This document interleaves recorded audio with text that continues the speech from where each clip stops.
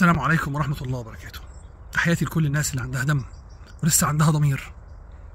معقول الكيان مش لاقي حد يوقف العربدة القذارة اللي هو مدورها على كل الدول العربية، مش بس فلسطين ومش بس غزة اللي بتموت، اللي انتفت فيها كل مقومات الحياة. أنا شفت بشر طايرين في الانفجارات والقصف، بشر من كتر شدة الانفجار والقصف طايرين في الهواء. ناهينا عن اللي بيحصل في الضفة، ناهينا عن اللي بيحصل في الجنوب اللبناني مفيش حد بيرد، ناهينا عن اللي بيحصل من عربدة وقذارة في سوريا. ولما الأهالي انتفضت علشان تشكل جبهة مقاومة وندهوا النهارده بعد صلاة الجمعة على أحمد الشرع والحكومة السورية الجديدة أن هي تنضم وترعى هذه البذرة، الله أعلم، أظن بقى ده الاختبار الأخير لكل الناس اللي موهومة إن في حاجة لسه اسمها درويش وأردوغان. وأردوغان ده اختبار برضه، يعني عشان كل الأمور تتحط في نصابها الصح. كفاية أنتوا غيبتوا الناس، ما فيه كفاية. ده الكيان بيضرب الدرس لأحمد الشرع وللأردوغان، بيقول له يعني أي تواجد ليك جوه سوريا هيقابله على طول قصف بلا رحمة، بلا أدنى رحمة. المشاهد اللي موجودة دلوقتي دي كلها والمشهد الخزعبلي ده كله ملوش غير حل واحد، غير إن إحنا كلنا ننسى هم اللي كانوا بيرعوا بينا الفتنة والفرقة، ننسى قصة العلوي والشيعي والسني ونركز كلنا عدونا فين. احنا بنقول الخلاصة، ولما جينا نعرض الخلاصة دي من فترة كله هرب، محدش سمعنا لحد اللحظة دي. لسه شيخ الأزهر اللي الناس ما اعرفش بتقليه، استغفر الله العظيم، احنا بنتكلمنا بنقومه ومش عاجبهم. الراجل مخطئ بقاله سنة ونص، الراجل بيعمل زي ما أي واحد عادي بيعمل، هو مش إنسان عادي، هو في موقع مسؤولية، هو أعلى رأس ديني في الأمة الإسلامية والعربية مش بس في مصر. ليه ما يندهش على الناس بالنفير العام والنزول الشوارع والميادين والساحات والزحف نحو فلسطين؟ احنا مش عيال صغيره، ولا احنا مش فاهم، يعني احنا مش فاهمين المفروض دي، المفروض من الناس دي من مواقعها المفروض ايه القرارات اللي تخرج عنهم وتصدر عنهم. احنا فاهمين كل شيء، ولكن للاسف في ناس بتأله كل اللي حواليهم. اي حد بيتبع فريق معين هو مفروض عليه الوصايه، سواء شويه البهايم اللي ماشيين ورا الانظمه الملكيه والعساكر، البهايم اللي بتربطهم اكيد مصالح، هم منتفعين وكلاب وعايشين حياتهم كلها بيلحسوا في جزم اي حاكم، ودول كلهم حكام بيخدموا على المصالح بتاعت الكيان وبيمرروها. يا اما الدراويش اللي معتقدين ان اي لحيه واي جلابيه تيجي حتى لو كانت مصنوعه من امريكا ولو مصنوعه من الكيان اهلا وسهلا بيها. في ناس في النص ضاعت وسط الفريقين دول، ولسه الفريقين دول بيحدفوا على بعض. انت اصلك ما دام بتتكلم كده يبقى انت تبع الشيعة والعلويين وانت مش معانا، ولو انت بتتكلم كده يبقى انت مع الانظمه الملكيه والعساكر ومش عارف ايه والكلام الفارغ ده. لسه لحد دلوقتي احنا وصل ان الكيان بقول لك بيضرب في 4 دول عربيه، مدور فيهم الدك والعجن والقصف 24 ساعه ومش عاجبه حد، لدرجه ان خلاص ما عادش في اماكن، ما فيش اماكن، خلاص الاماكن كلها خلصت، اللي في غزه خلصت، كله اداك رفح، خارج نطاق الخدمه تماما، والكيان احتلها كلها بالكامل، احتل رفح، احتل الشمال بالكامل. انا شفت اقسم بالله بني ادمين طايرين من شده القصف. نهينا عن امام الجامع اللي استنجد وقال يا رب انقطعت الاتصالات باهل الدنيا فلن يتبقى لنا سواك. ولسه لحد اللحظه دي في ناس بتقول لك يحاربوا حربهم، دول ابناء سفاح ما تضيعش وقتك معاهم، قلت لك خالص، دول من الطائفه اياها. ولكن لما عبد الناصر المخبور الملعون وله عند الله ما يستحق مؤسس دوله البوليس واقذر حقبه مرت على زمن مصر هي اللي اسسها هذا العربيد له عند الله ما يستحق، تخيلوا لما طردهم وقال لهم روحوا، في ناس قعدت، في ناس استمرت بس غيروا اساميهم على البطاقه ودياناتهم على البطاقه. سمى نفسه احمد ومحمد ومينا وجرجس وهو لا مسلم ولا مسيحي، هو ولاؤه كله للكيان ده، لكن مش هيقول لك، هو عايز يقنعك زي ما الحكام القذره المطبعه الخونه بيقنعوك ان الحكمه بتدعي ذلك، وان من الحكمه انك تتريث ايه وحكمه ايه، ده انت اخوك مسلم وعربي زيك بيموت ايه، ده بيباد بينفى، بيتم نفيه من الارض حي، بيتحرق.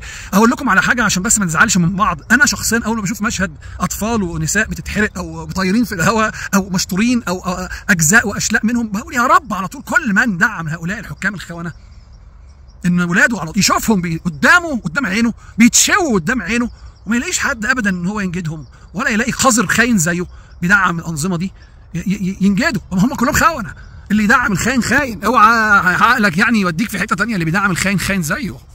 وانا قلت لك دول مش خونه، دول مستوطنين عايشين وسطنا، مستوطنين عايشين وسطنا. حاجه تانية مهمه جدا، يقول لك اي شخصيه مش ما فيش حاجه اسمها احنا ما بنقلهش حد، انا مسلم حر وانت لازم تبقى مسلم حر، هو ده الطريق اللي بنتبناه. وكل اللي مفهمينكم ان هم احرار وعندهم قنوات وعندهم صفحات وبتاع، انا اسف والله كلهم موجهين وشاريين زمامهم وكلهم متباعين، كلهم متباعين ما اعرفش زمامهم متباع بكام، انا ما اعرفش مين مدورهم الله اعلم، ولكن في النهايه الفريقين قلت لكم بيصبوا في مصلحه الكيان ومملوكين لاداره واحده والاداره الامريكيه، سواء الدراويش او العساكر، الاثنين اسبل من بعض.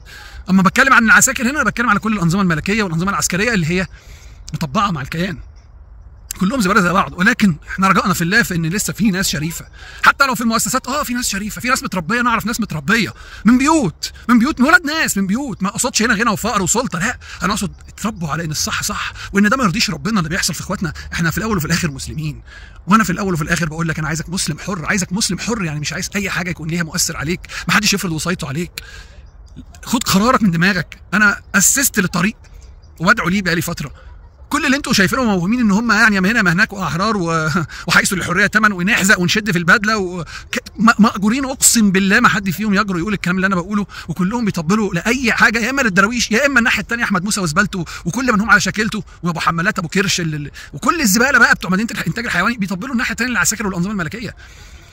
اتنين اقذر من بعض. لما قلنا في طريق حق انك تبقى مسلم حر بدون وصايه، ما حدش يفرض وصايته عليك، كله حاربنا.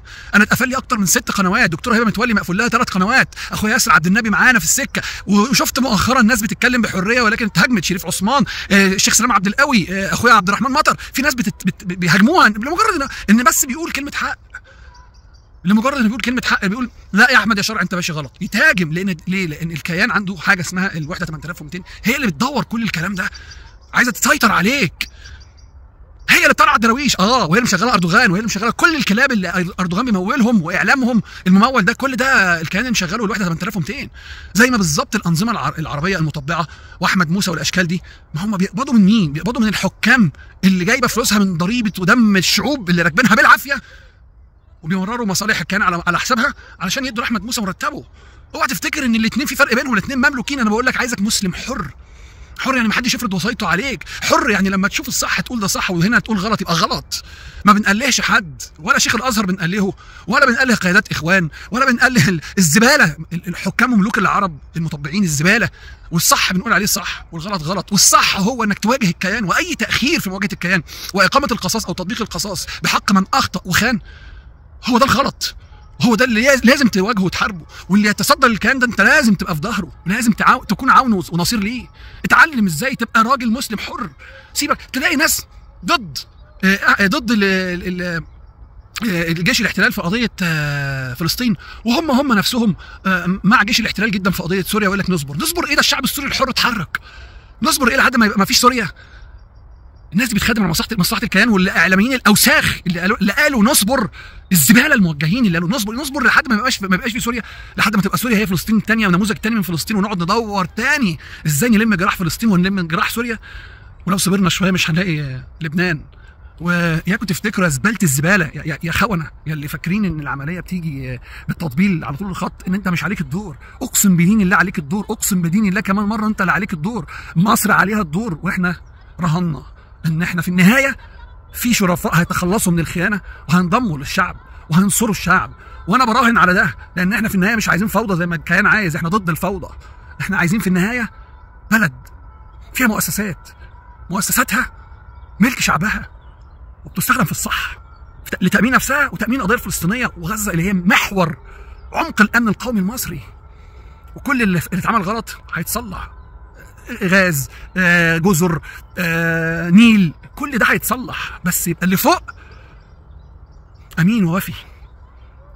في ناس شريفه جوه المؤسسات انا لامسها وهم لامسيني، اتربيت معاهم واتربوا معايا، كلوا لقمه زي اخواتنا الفلسطينيين اللي كلوا لقمه معانا في الكليه، كلنا لامسين بعض. اياك تخون اخوك وتصدق ان الكيان ده حليف وصديق. احنا لازم ننتصر، واي حد هيقف في وشنا ويعطلنا او يسوف او يبقى سلبي مش معانا في الفتره دي. انا بقول لك ما تمجدش حد، الاسماء كلها زائفه. بعد رسول الله صلى الله عليه وسلم ما حدش ابدا هيبقى له قدسيه، واللي يواجه الكيان احنا في ظهره. ربنا ينصر شعب فلسطين، وينصر اهل غزه والضفه، وينصر لبنان، وينصر سوريا، ويحفظ مصر وشعبها والسودان واهلها.